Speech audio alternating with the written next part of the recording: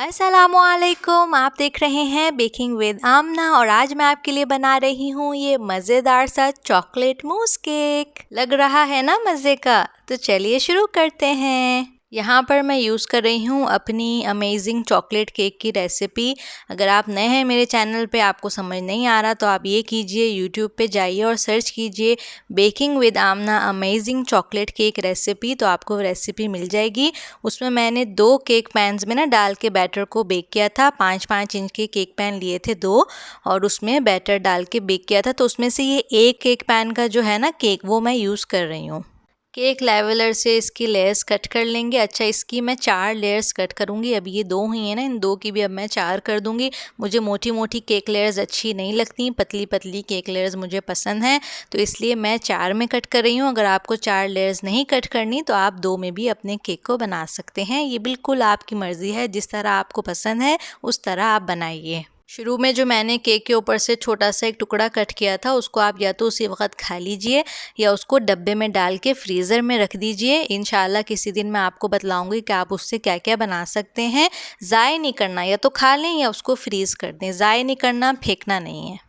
Cake की जो layers हैं उनको हम कट करके एक तरफ रख देंगे और अब हम बना रहे हैं चॉकलेट मूस। इसके लिए मैं डबल बॉयलर का मेथड यूज़ कर रही हूँ। आप बिल्कुल माइक्रोवेव में भी कर सकते हैं।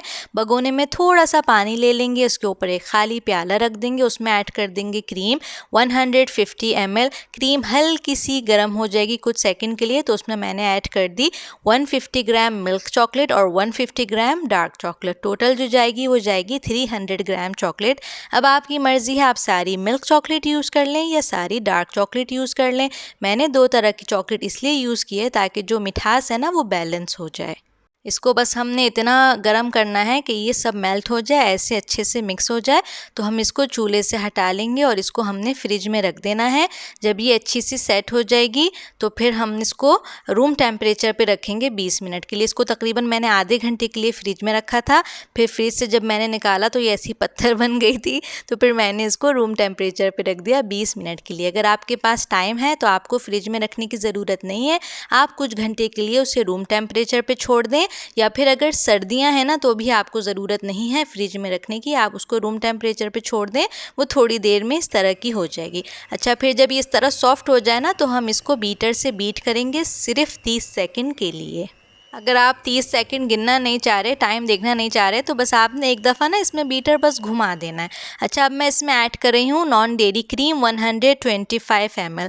एक बात का आपने यहाँ पे ख्याल रखना है, गनाश जो है ना वो बिल्कुल ठंडी ना हो, लेकिन जो क्रीम मैंने अभी इसमें ऐड की है ना वो ठंडी यख होनी चाहिए, चिल्ड होनी चाहिए, जो क्रीम अभी इस वक्त हम इसमें ऐड कर रहे हैं।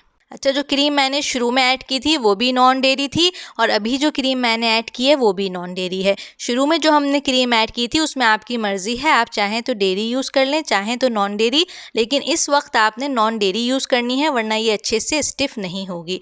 क्रीम ऐड करने के बाद मैंने सिर्फ 1 मिनट के लिए इसको बीट किया था और ये देखिए कितना ज़बरदस्त सा हमारा एगलेस मूस तैयार है, बग़ैर किसी जेलेटिन के, बग़ैर किसी अंडों के। इसको मैं फिल कर रही हूँ पाइपिंग बैग में। मैंने 2 पाइपिंग बैग का यूज़ किया है। बड़े पाइपिंग बैग में नोज़ल नहीं है, उससे हम केक को फिल और कवर करेंगे, और दूसरे छोटे पाइपिंग बैग में मैंने 1M नोज़ल जो है वो यूज़ की है, उससे हम केक को डेकोरेट करेंगे।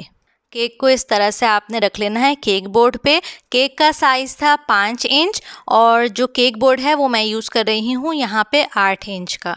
अच्छा, ये जो लेयर्स मैं अब क्रीम की लगा रही हूँ ना, या तो इसके लिए आपने पाइपिंग बैग यूज़ करना है, लेकिन अगर आप पाइपिंग बैग नहीं यूज़ करना चाह रहे हैं, बचत करना चाह रहे हैं, तो आप आइसक्रीम स्कूप का यूज़ कीजिएगा। उससे ना आपको हिसाब रहेगा कि कितनी थिक लेयर आपने रखनी है। वरना क्या होता है ना, अगर आप ऐसे ही लगाते रहें क्रीम बग़ैर किसी हिसाब किताब के, तो फिर बाद में जब आप उस केक को कट करेंगे ना तो एक जैसी लेयर्स नहीं आएंगी क्रीम की, जो कि बिल्कुल अच्छी नहीं लगती। अगर आप चाहते हैं अपनी केक में प्रोफेशनल लुक देना तो इन छोटी छोटी चीज़ों का ख्याल रखा करें। या तो पाइपिंग बैग यूज़ कर लें या फिर आइसक्रीम स्कूप से ना आप या तो दो आइसक्रीम स्कूप हर लेयर में देते रहें। ज़्यादा थिक चाह रहे हैं तो 3-3 आइसक्रीम स्कूप जो हैं वो हर लेयर में क्रीम के देते रहें, तो एक जैसी क्रीम जो है ना, एक जैसा अमाउंट लगेगा क्रीम का हर लेयर में। फेरो रोशे केक वाले में मैंने आपको आइसक्रीम स्कूप से करके दिखाया था और आज मैं पाइपिंग बैग से कर रही हूँ। तो जो आपको आसान लगे ना उस तरह कर लीजिएगा। बस इसका ख्याल कीजिएगा कि एक जैसी क्रीम की लेयर होनी चाहिए। बाद में आप देखेंगे जब मैं केक को कट करूँगी तो जो क्रीम की लेयर है ना बिल्कुल एक जैसी थिकनेस होगी क्रीम की। अच्छा, मैं इसमें बीच में कोई चॉकलेट वगैरह नहीं दे रही। अगर आपको बहुत ही ज़्यादा चॉकलेट पसंद है तो आप चॉकलेट ना चॉप करके या क्रश करके ना बीच में लेयर्स में दे सकते हैं। क्रीम करने के बाद, क्रीम पाइप करने के बाद उसके ऊपर थोड़ी सी चॉकलेट आप डाल सकते हैं। मुझे ऑलरेडी ये बहुत चॉकलेटी लग रहा था तो बिल्कुल ज़रूरत नहीं थी, इसलिए मैंने ऐड नहीं किया। अब यहाँ पे मैं कर रही हूँ क्रम कोट। तो इसके लिए मैंने ना थोड़ी थोड़ी दूर दूर क्रीम को पाइप किया था और अब इस तरह स्पैचुला से ना इसको मैं फैला दूँगी ताकि जो हमारा केक है ना वो कवर हो जाए। पतली सी लेयर जो केक पे होती है ना ये वो है, इसको क्रम कोट कहते हैं। और इसको करने के बाद आप फ्रिज में केक को रख दीजिएगा आधे घंटे के लिए। अच्छा, ये जो मेरी अमेजिंग चॉकलेट केक की रेसिपी है ना इसको आप कोई भी नाम दे सकते हैं। आप इसको चॉकलेट मॉइस्ट केक कह सकते हैं, आप इसको फज केक कह सकते हैं, ब्राउनी केक कह सकते हैं, अलास्का केक कह सकते हैं। आपका जो दिल चाहे आप इसका नाम रख सकते हैं। मैंने इसका नाम रखा हुआ है अमेजिंग चॉकलेट केक। और जब भी मैं कहीं भी इसका यूज़ करूँगी ना तो मैं बस आप लोगों को बता दूँगी कि ये वो केक मैंने बेक किया है। इसलिए कि अब मैं बार बार एक ही चीज़ बेक करती रही तो आप भी बोर हो जाएंगे और मैं भी जो है ना सेम सेम बना के पागल हो जाऊँगी। तो इसलिए मैं ना जब भी आगे कहीं यूज़ करूँगी इस चॉकलेट केक का तो मैं बेक करके उसके बाद जो भी डेकोरेशन वगैरह होगी वो फिर आपके साथ किया करूँगी। केक को मैंने रख दिया था फ्रिज में क्रम कोट करने के बाद और अब मैं इस तरह से इसकी जो फाइनल लेयर है वो कर रही हूँ। इसके लिए सेम वही पाइपिंग बैग है वही यूज़ कर रही हूँ। केक जब मैंने फ्रिज में रखा था तो मैंने पाइपिंग बैग भी फ्रिज में रख दिया था और जो दूसरा पाइपिंग बैग है जिसमें हमने 1M नोज़ल लगाई थी वो भी मैंने फ्रिज में रखा हुआ है। बाहर नहीं रखिएगा वरना मेल्ट हो जाएगा। वैसे ये जो है मूस है ये बहुत स्टेबल होता है, नॉर्मल जो व्हिप्ड क्रीम होती है उससे ज़्यादा स्टेबल होता है ये, इसलिए कि इसमें काफ़ी चॉकलेट का इस्तेमाल हुआ है। तो अगर आपको कोई कपकेक वगैरह बनाने और दूर लेके जाने ट्रैवल करना है ना तो आप इसका यूज़ कर लीजिएगा। बहुत अच्छा रहता है, बहुत देर तक ना मतलब ये स्टेबल रहती है, इतनी जल्दी मेल्ट नहीं होती जितनी जल्दी सादी क्रीम मेल्ट होती है। अच्छा, ये प्लास्टिक का स्क्रैपर है, इससे मैं इसको स्मूथ कर रही हूँ। पहले मैंने पाइपिंग बैग से पाइप किया और फिर इससे इस तरह से स्मूथ करके और ये देखिए अभी जो इसमें लग गई थी ना एक्स्ट्रा क्रीम वो दोबारा मैंने उतार के केक पे लगा दी जहाँ जहाँ खाली था। अच्छा, ये जो मूस की रेसिपी मैंने बनाई है ना ये इस केक पे पूरी बिल्कुल यूज़ हो गई थी, बिल्कुल भी नहीं बचा था मूस। और ये केक जो था ना ये बेक करने के बाद एक केक पैन में हुआ था 1.25 पाउंड का और डेकोरेट करने के बाद ये तकरीबन 2 पाउंड का केक बना था। ग्राम्स में ये बना था 900 ग्राम बग़ैर केक बोर्ड के। केक बोर्ड के साथ इसका वज़न था 1 kg और 50 ग्राम, मतलब 50 ग्राम ज़्यादा था 1 kg से। केक बोर्ड के साथ, केक बोर्ड के बगैर 900 ग्राम था। पाउंड्स में ये रेडी होने के बाद 2 पाउंड का था। 2 पाउंड से ज़रा सा ऊपर था लेकिन हम होम बेकर ज़्यादा ही देते हैं कस्टमर्स को तो आप उसको बस 2 पाउंड का ही समझ लीजिए। अच्छा, यहाँ पर मैंने उसको दोबारा से फ्रिज में रख दिया था और अब मैं इसकी डेकोरेशंस बना रही थी। ये जो चॉकलेट का मोल्ड है ना ये आपने ज़रूर ले लेना, ये इतना कोई काम आता है। इसका जो साइज़ है ना वो केक हों या कप केक हों या केकसिकल्स हों सब पे इतना अच्छे से फिट हो जाता है ना, तो आपने ये ज़रूर ले लेना है और कोई इतना महंगा भी नहीं है। इसको मैंने इस तरह से चॉकलेट मेल्ट करके पाइपिंग बैग में फिल करके इसको भर लिया है। आप बिल्कुल स्पून से भी डायरेक्ट चॉकलेट डाल सकते हैं मोल्ड में।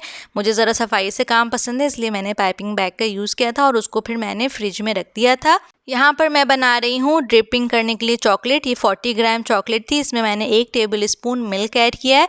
आप मिल्क की जगह क्रीम भी यूज़ कर सकती हैं और मैं इस वक्त बहुत लेज़ी हो रही थी तो मैंने इसको बस माइक्रोवेव में मेल्ट कर लिया।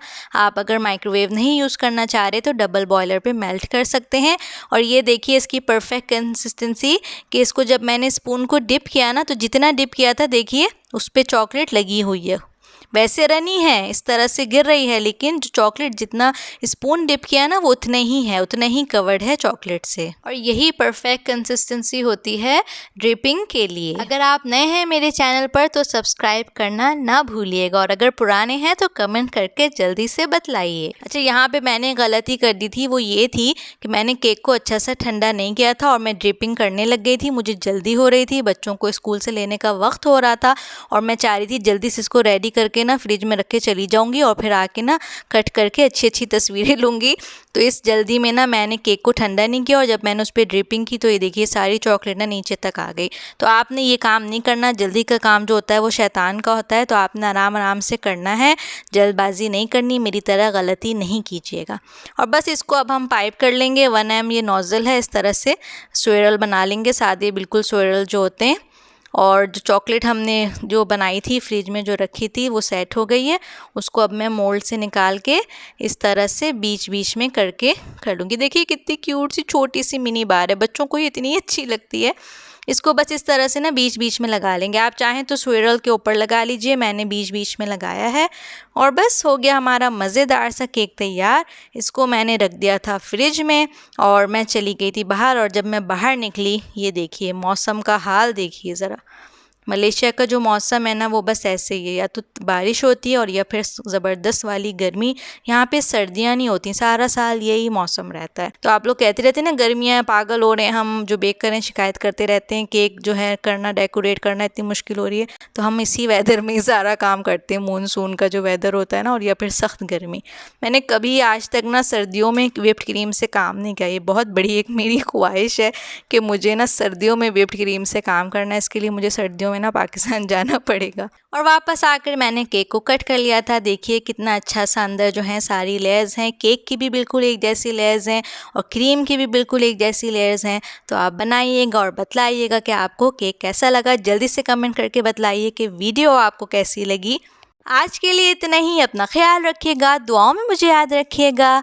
अल्लाह हाफिज़।